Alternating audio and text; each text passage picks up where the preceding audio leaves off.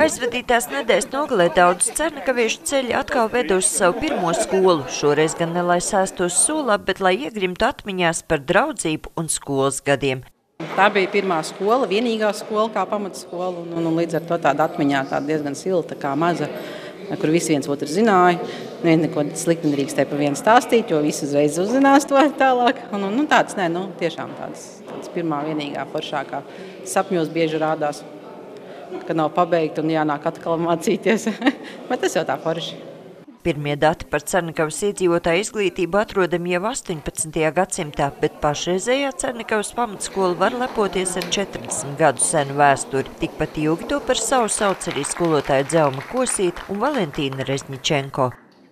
Daudz kas ir mainījies. Daudz kas mainījies. Bērni ir mainījušies, jā, arī. Varbūt drusciņu vairāk atraktīvāk, viņa brīvāk jūtās, ja vienkārši viņa brīvi runā, var izteikt savas domas.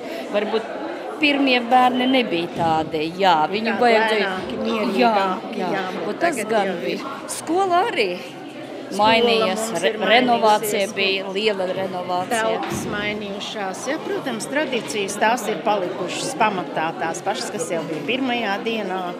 Savulaik skola bijusi divplūsmu mācību iestāde un to absolvējuši vairāk kā 3000 audzēkņu, un lai gan šobrīd demografiskie rādītāji mūs nelutina, Cernakavas pamatskolā joprojām ir vairāk nekā 300 skolēni, un tā ir lielākā lauku pamatskola Latvijā.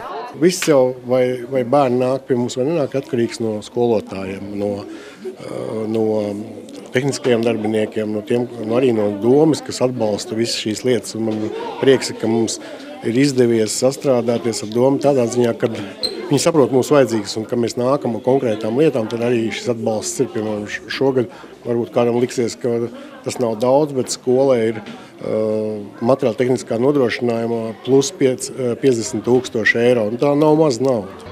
Domājot par nākotni, plāni ir lieli. Jau šobrīd tiek meklēts iespējas piebūves celtniecībai, lai 2019. gadā cernakaviešiem būtu arī pašiem sava vidusskola.